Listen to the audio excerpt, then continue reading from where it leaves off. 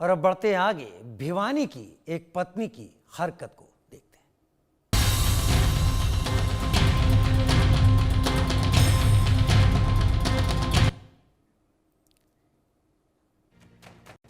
मेरठ के सौरभ हत्याकांड को आप भूले भी नहीं होंगे, लेकिन अब हरियाणा से यूट्यूबर महिला के प्रेमी संग पति की हत्या करने का सनसनीखेज मामला सामने आया है। इस मामले में उलझी हुई गुत्थियों को पुलिस ने सुलझा लिया है। इसी कड़ी में एक और खुलासा हुआ है।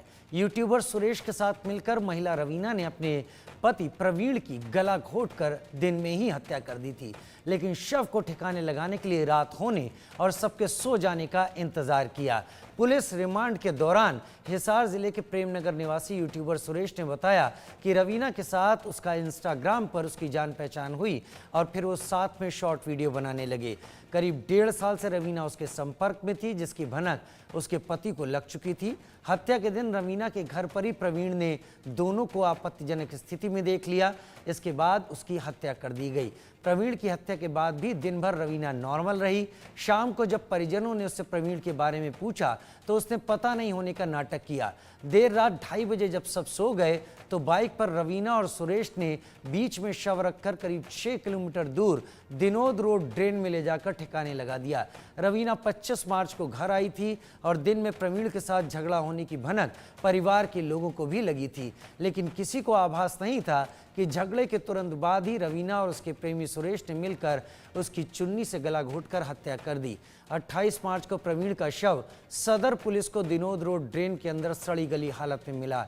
प्रवीण की हत्या के बाद उसके 6 साल के बेटे मुकुल के सिर से पिता का साया उठ गया है। वहीं हत्या के जुर्म में मां रवीना के जेल चले जाने से मां का प्यार भी छिन गया। मुकुल अब अपने दादा और चाचा के पास रह रहा है। बता दें आपको कि रवीना सोशल मीडिया पर काफ़ी एक्टिव रहती थी। उसका इंस्टाग्राम पर रवीना राव के नाम से अकाउंट भी है, जिस पर 34,000 से अधिक फॉलोअर हैं और उसकी 659 पोस्ट हैं। वीडियो में उसकी शॉर्ट वीडियो और डांस के वीडियो हैं। इसके अलावा यूट्यूब पर भी उसके काफ़ी शॉर्ट वीडियो सीरीज़ डाली गई हैं। इसमें अन्य कलाकार भी हैं। रवीना पर इंस्टाग्राम का ऐसा भूत सवार था कि परिवार के मना करने के बाद भी वो ये सब करती थी। पति से इस बात को लेकर कई बार उसका झगड़ा हो चुका था। हत्या के दिन 25 मार्च को घर आई थी। इससे पहले वो शॉर्ट वीडियो बनाने के लिए काफ़ी दिनों से बाहर थी। दिनोद रोड पर प्रवीण के शव को मिलने के बाद परिवार को शक हुआ कि आखिर प्रवीण वहां कैसे पहुंचा।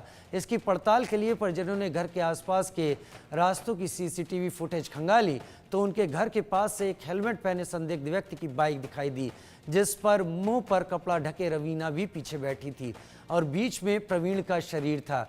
रात करीब 2:30 बजे सीसीटीवी में बाइक जाती दिखाई दी।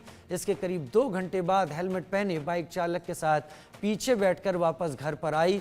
इस दौरान बीच वाला व्यक्ति नहीं था। पुलिस ने जब सख्ती से पूछताछ की तो रवीना और उसके प्रेमी ने सारे राज उगल दिए। को हमें अखबार के माध्यम से पता लगा कि भाई ऐसे ऐसे प्रवीण की डेड बॉडी मिली है वहाँ, तो हम जाके अस्पताल में निशाकत की तो वो प्रवीण ही था और पुलिस ने तो 174 के तहत कार्रवाई करके और पोस्टमार्टम करवा दिया के लाश पूरी कर दी थी। हमने अंतिम संस्कार कर दिया, लेकिन फिर हमें शक हुआ। फिर हमने आसपास की सारी सीसीटीवी कैमरे खंगाले तो उसमें प्रवीण आता तो दिखाई दे रहा है शाम को 8:30 बजे, लेकिन वो जाता नहीं दिखाई दे रहा।